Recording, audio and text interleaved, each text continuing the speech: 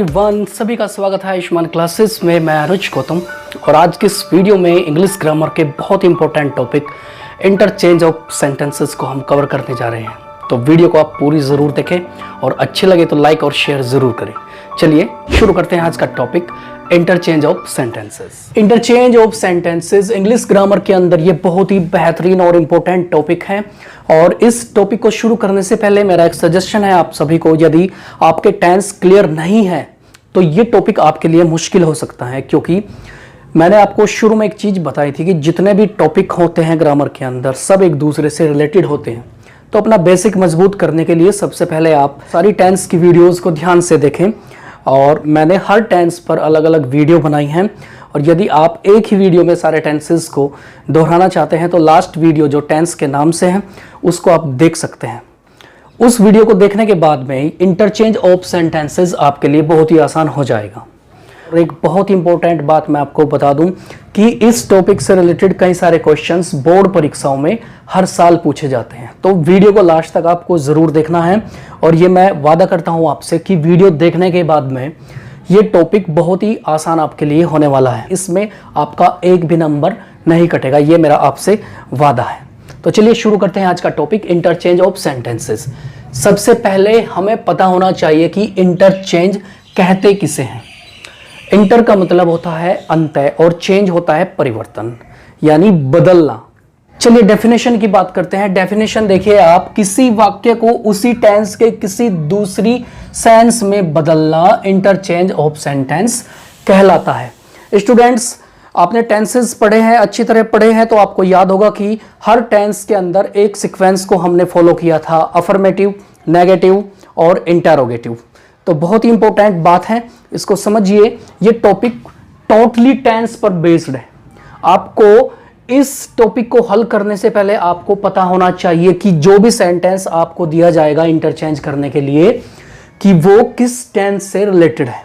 देखिए आप एक एग्जांपल समझिए और सबसे पहले मैं आपको इसे हिंदी में समझाऊंगा, उसके बाद इसका मैं ट्रांसलेशन करके आपको बताऊंगा जिससे आप आसानी से इसको सीख जाएं।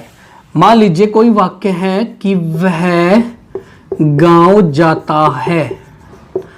अगर आपसे कोई क्वेश्चन करे कि वाक्य किस टेंस का है, सबसे पहले तो अगर टेंस की बात करें तो ता है, ती है, ते हैं, ये प्रेजेंट इंडेफिनिट के अंदर आते हैं। और अगर आपसे सेंस की बात करें कि ये वाक्य कौन सी सेंस दे रहा है, तो ये वाक्य अफर्मेटिव यानी ये वाक्य सकारात्मक सेंस दे रहा है। इस वाक्य से हमें सकारात्मक भाव प्रकट हो रहा है। तो ये तो हुई इस वाक्य की बात, लेकिन मैं कहूं कि इस वाक्य को आपको नकारात्मक भाव में बदलना है, नकारात्मक सेंस में बदलना है, यानी नेगेटिव सेंस में बदलना है। तो आपका आंसर होगा वह गांव नहीं जाता है। ये हो जाती है इसकी नकारात्मक सेंस यानी नकारात्मक भाव। बहुत ही आसान है। अब मैं कहूं कि इसको आप इंटरोगेटिव सेंस में बदलिए। यहां आपको एक बात ध्यान रखनी होगी, इंटरोगेटिव सेंस में बदलने के लिए केवल आपको इंटरोगेटिव फर्स्ट टाइप का ही प्रयोग करना है, न कि इंटरोगेटिव सेकंड टाइप का। यानी अगर इसका हम इंटरोगेटिव रूप बनाएं तो वो होगा क्या वह गांव जाता है, और लास्ट में आप क्वेश्चन मार्क लगाएंगे तो ये बन जाएगा आपका प्रश्नवाचक वाक्य। अगर ये बात आपकी समझ में आ गई है तो समझ लीजिए आपका इंटरचेंज बिल्कुल खत्म हो गया है। इंटरचेंज आपकी मुट्ठी में आ गया है, ये ध्यान रखिए आप। यही चीज आपको बस इंग्लिश में ट्रांसलेट करनी है, बशर्ते आपको पता होना चाहिए कि जो सेंटेंस आपको दिया गया है वो किस टेंस से रिलेटेड है और उसके rules, helping verb, main verb अगर आपके अच्छे तरीके से याद है तो चुटकियों में आपको लिखना भी नहीं पड़ेगा, आप क्वेश्चन पढ़ते ही उसका आंसर एकदम बोल देंगे। तो ये बात एक बार आप फिर समझ लीजिए जो मैं आपको समझाना चाह रहा हूं। पेपर के अंदर, क्वेश्चन के अंदर आपको एक सेंटेंस दिया जाएगा, वो सेंटेंस आपका अफर्मेटिव भी हो सकता है। आपको कहा जा सकता है कि उसको अफर्मेटिव से नेगेटिव बनाइए या अफर्मेटिव से उसको इंटरोगेटिव बनाइए, या फिर नेगेटिव से उसको अफर्मेटिव बनाइए। बस इन्हीं 3 चीज़ों का आपको ध्यान रखना होगा। शॉर्ट में बात करें, अफर्मेटिव से नेगेटिव या अफर्मेटिव से इंटेरोगेटिव आपको बनाना है। इसके अलावा नेगेटिव से अफर्मेटिव भी बनाने के लिए दिया जा सकता है या इंटेरोगेटिव से अफर्मेटिव।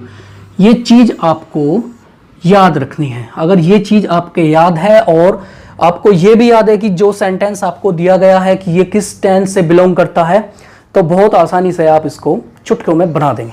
चलिए, ये तो थी हिंदी की बात। अब मैं इंग्लिश टू इंग्लिश आपको कुछ क्वेश्चन दूंगा और आपको पहचान करनी है कि ये वाक्य किस टेंस से रिलेटेड है, और देखना आप बहुत आसानी से उसको इंटरचेंज कर देंगे। स्टूडेंट्स, जो एग्जाम्पल मैंने आपको हिंदी में समझाए, चलिए एक बार उनको इंग्लिश में भी समझ लेते हैं। मान लीजिए आपको एक क्वेश्चन दिया जाता है, ही गोज टू विलेज, और इसके सामने लिखा होता है कि इसको नेगेटिव में चेंज करें, यानी change the following sentence into negative sense. तो आपके सामने ये क्वेश्चन है, इसको आप कैसे हल करेंगे? सबसे पहली बात, कुछ स्टूडेंट ऐसे होंगे जो इसको डायरेक्ट नोट लगाकर बना देंगे। उनका आंसर होगा ही नॉट गोज टू विलेज। क्या ये सेंटेंस सही है? वास्तव में जिन्होंने अच्छी तरीके से टेंस पढ़े हैं, ऐसे स्टूडेंट तुरंत इसको बता देंगे कि वाक्य बिल्कुल गलत है, बिल्कुल सही बात है। ये टेंस, ये जो सेंटेंस दिया गया है, सबसे पहले आप देखिए ये किस टेंस से रिलेटेड है। आपको याद होगा, प्रेजेंट इंडेफिनिट के अंदर सिंगुलर सब्जेक्ट के साथ वर्ब की फर्स्ट फॉर्म में एस या ईएस का प्रयोग करते हैं। दूसरी बात, अगर नेगेटिव सेंस की बात करें, नेगेटिव के अंदर प्रेजेंट इंडेफिनिट में नेगेटिव सेंटेंस बनाने के लिए हेल्पिंग वर्ब डू नॉट और डज नॉट का प्रयोग करते हैं। तो देखिए टेंस कितने इंपॉर्टेंट हैं। तो ये तो हुआ आपका बिल्कुल गलत आंसर। इसका जो राइट आंसर होगा वो होगा he does not go to village. इस तरीके से आप इसको नेगेटिव सेंस में बनाएंगे। ये वाक्य आपका बिल्कुल सही होगा। मैं उम्मीद करता हूं कि ये चीज़ आपने समझ ली होगी और ये चीज़ आपके लिए कोई नई नहीं होगी, क्योंकि टेंस के अंदर भी आपने यही चीज़ें पढ़ी हैं। तो हमने बनाया वह गांव जाता है और इसको बनाया वह गांव नहीं जाता है। बात वही है जो मैंने आपको हिंदी में समझाई, लेकिन पेपर के अंदर ये चीज़ें आपकी इंग्लिश में आएंगी। तो बहुत ही आसान है। और चलिए मान लीजिए इसके सामने नेगेटिव ना लिखकर आपको दे दिया जाए कि इसको इंटेरोगेटिव में चेंज करना है, तो आप इसको कैसे इंटेरोगेटिव में चेंज करेंगे?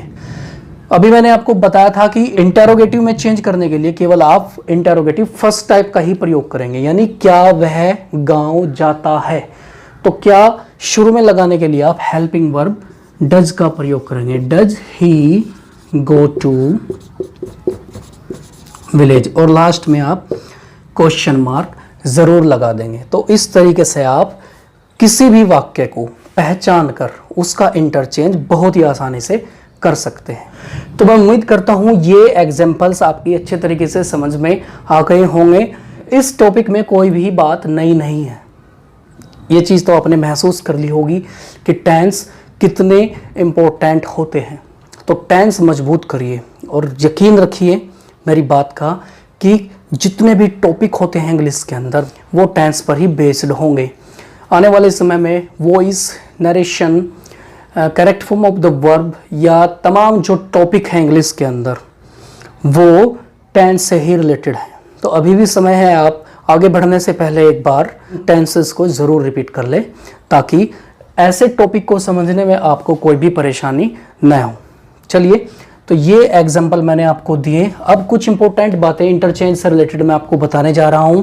क्लास 10th के स्टूडेंट ध्यान देंगे, यूपी बोर्ड से रिलेटेड जो स्टूडेंट है वो ध्यान देंगे, और जो छोटी क्लासेस के स्टूडेंट है, चाहे वो सीबीएसई से रिलेटेड है या आईसीएसई से या फिर यूपी बोर्ड से, आपके एग्जाम के अंदर इंटरचेंज ऑफ सेंटेंस टॉपिक से संबंधित वाक्य मोस्टली दो ही टेंस से आते हैं, मोस्टली दो ही टेंसेस से आते हैं, एक तो प्रेजेंट इंडेफिनिट और दूसरा पास्ट इंडेफिनिट। ऐसा इसलिए है क्योंकि इन टेंसेस के अंदर अफर्मेटिव में अलग फॉर्म लगती है और नेगेटिव में अलग फॉर्म लगती है। तो इन दोनों टेंसेस को आप बहुत अच्छे तरीके से आप पढ़ लीजिए, समझ लीजिए। अगर ये आप समझ लेते हैं तो आप क्वेश्चन देखते ही उनका आंसर एकदम बोल देंगे और 3 से 4 नंबर आप बहुत आसानी से गेन कर सकते हैं। चलिए इस टॉपिक से रिलेटेड कुछ इंपॉर्टेंट क्वेश्चंस मैं आपको सोल्व करके दिखा रहा हूं जो आपकी बहुत ही हेल्प करेंगे। एग्जाम्पल नंबर फर्स्ट, जैसे they win the match, way match जीतते हैं, इसको आपको इंटरोगेटिव में चेंज करना है। तो आप पहचान करिए कि प्लूरल के साथ वर्ब की फर्स्ट फॉर्म आई हुई है, तो ये हुआ प्रेजेंट इंडेफिनिट। वे मैच जीतते हैं, हमको बनाना है क्या वे मैच जीतते हैं। तो दे एक प्लूरल सब्जेक्ट है, इसके लिए आप डू का प्रयोग करेंगे, do they win the match. और ये बात आपको ध्यान रखनी होगी कि इंटरोगेटिव सेंटेंस में क्वेश्चन मार्क लगाना आप बिल्कुल नहीं भूलें। चलिए एक और एग्जांपल देखिए। मान लीजिए आपको दे दिया जाता है does she make a noise, ये वाक्य इंटरोगेटिव है और इसको बदलना है आपको अफर्मेटिव सेंटेंस में। तो डू डज का प्रयोग आप अच्छे तरीके से जानते हैं कि जहां पर डू डज लगते हैं वो प्रेजेंट इंडेफिनिट से रिलेटेड सेंटेंस होते हैं। तो अफर्मेटिव में बनाने के लिए आपको सब्जेक्ट शुरू में लगाना होगा शी, और वर्ब की जो फर्स्ट फॉर्म होगी उसमें एस या ईएस आपको लगा देना है। शी मेक्स ए नॉइज, इस तरीके से आपका सेंटेंस बन जाएगा। एक इंपॉर्टेंट बात मैं बताने जा रहा हूं जो आपकी हेल्प करेगी, लेकिन इसको केवल आप 2 टेंस में ही अप्लाई कर सकते हैं। मान लीजिए आपको दिया जाता है ही टेक्स टी, कि इसको नेगेटिव में बदलिए, और आपको हेल्पिंग वर्ब भी याद नहीं है। तो ऐसी कंडीशन में आप क्या करेंगे, ध्यान देंगे। अगर आपका सेंटेंस, आपका दिया हुआ सेंटेंस प्रेजेंट इंडेफिनिट या पास्ट इंडेफिनिट से संबंधित है और आपको कहा जाता है कि सेंटेंस को नेगेटिव में बदले, और आपको इस टेंस की हेल्पिंग वर्ब याद नहीं है, तो आप क्या करेंगे। आप ऐसे सेंटेंसेस में नेवर का प्रयोग कर देंगे, आपका वाक्य बिल्कुल भी गलत नहीं होगा। देखिए आप, ही नेवर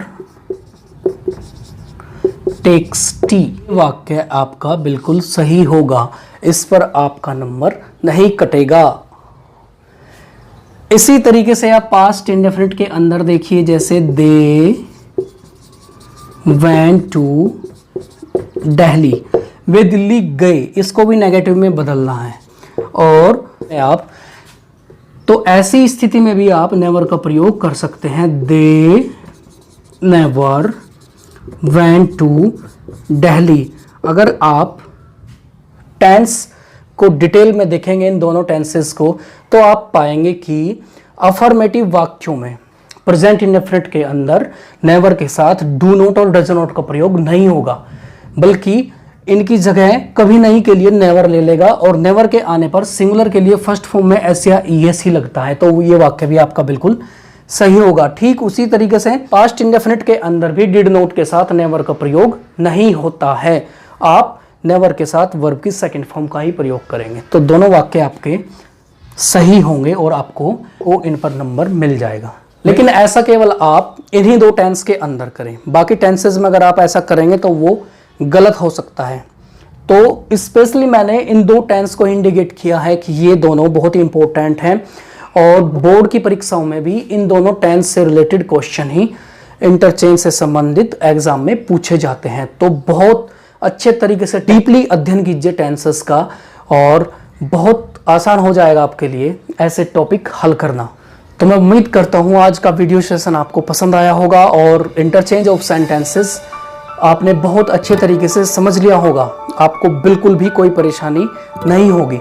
तो कुछ सेंटेंसेस मैं आपको दे रहा हूँ, इनको आप ज़रूर हल करें और इनके आंसर आप मुझे इनबॉक्स में ज़रूर भेजें, जिससे मुझे पता चले कि आपका ये टॉपिक बिल्कुल क्लियर हो गया और आपकी समझ में बहुत अच्छे तरीके से ये टॉपिक आ गया। तो वीडियो अच्छी लगी है तो लाइक शेयर ज़रूर करें और नए हैं तो चैनल को सब्सक्राइब कर दें और इस बेल आइकन को आप ज़रूर दबा दें, जिससे आने वाली वीडियोस के नोटिफिकेशन आपको सबसे पहले मिल जाए। तो मिलते हैं फिर अगली वीडियो में अगले नए टॉपिक के साथ। अपना ख्याल रखें, तब तक के लिए नमस्कार।